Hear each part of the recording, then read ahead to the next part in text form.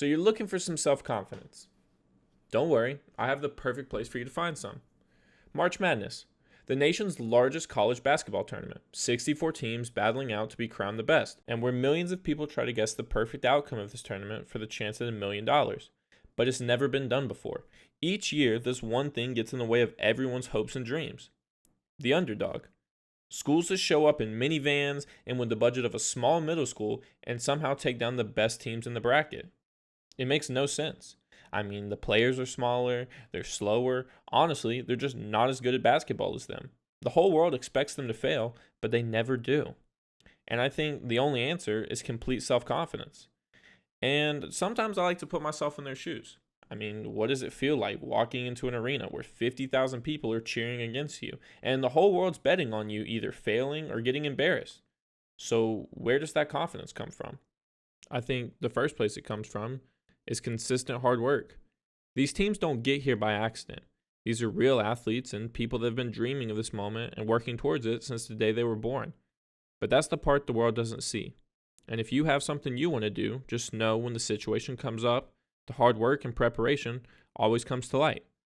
No matter if the thing you're working towards is sports or graduating college or getting a promotion at work, confidence can be found in knowing that the hard work always comes to light, even if no one sees it right now. And that brings us to our next point. What does it cost them? I mean, most of these guys, if not all of them, will never make it to the NBA. They'll never have their face on a Wheaties box. They'll never make millions of dollars just playing basketball. After it's all over and all said and done, they'll be just like the rest of us, working a job, providing for families, spending time with friends, and talking about back in my day, you should have seen me. They don't lose anything by having this delusional belief that they're the best. So it's honestly free, especially compared to the other side of the ball where you have these kids that probably since the time they were like 14, they've been being told that they have to be the best, that they have to win so they can make millions of dollars, they can never mess up, and self-confidence honestly costs them everything. Because if they fail, they lose all the things that they were told they had to achieve. And that's probably why they choke, why they lose to these underdogs. Expectations without self-confidence is a recipe for disaster. And we're more like the underdogs than you'll ever realize. The world expects us to fail. 70% of adults in the U.S. are overweight. Only 40% of adults in the U.S. graduate college. Only 50% of people in the U.S. own a home before they're 40. And if you did all three of those things, you'd only have a 10% chance. And this is just normal life. We're not even talking about chasing your dreams.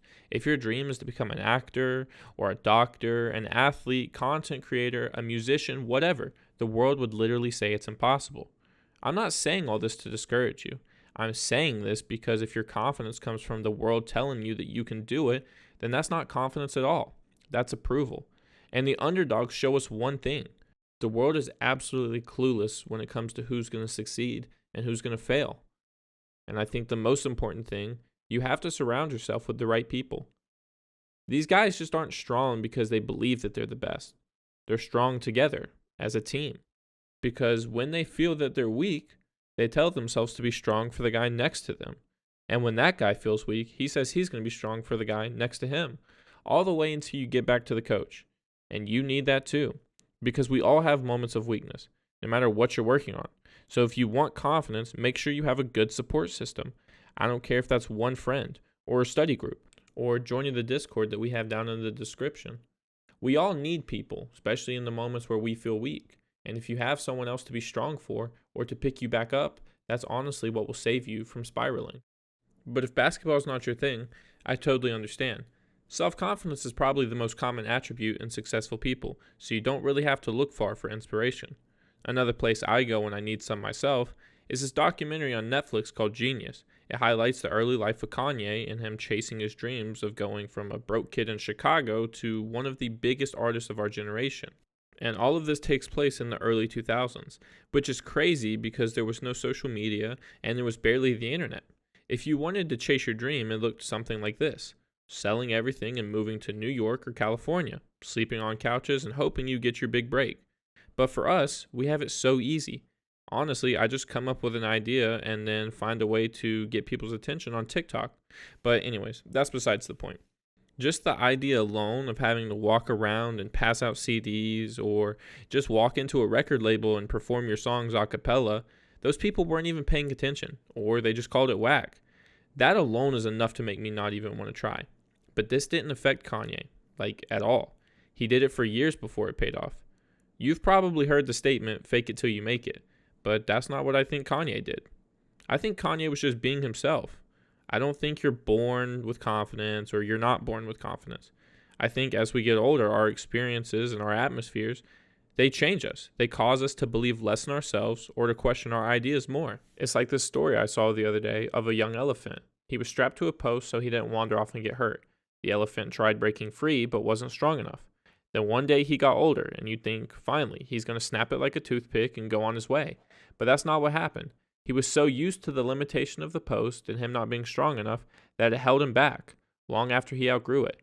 And this applies directly to us. We can't let people's ideas or their self-limitations keep us from being who we want, even if they say they're just looking out for us. So, real self-confidence, the type that Kanye has or the type it takes to be an underdog in a basketball tournament, is about not looking at yourself for where you are in the moment, but where your hard work and your aspirations will take you if you just believe. Donda West, Kanye's mom, said something in the documentary that stuck with me since the first time I watched it. A giant looks in the mirror and he sees nothing. How I take that is that the giant is so used to himself he can't see that he's special. And it's so easy for us to be the last person in the world to see our own potential because we see all the things that we aren't, or we see all the mistakes that we've made. But you have to look again. Look at what you want and why you want it and believe that you're going to get there. If you made it to this point in the video, then hit subscribe and consider buying me a coffee. Any support helps and allows me to continue making videos just like this in the future. Thank you so much for watching, and I'll see you in the next one.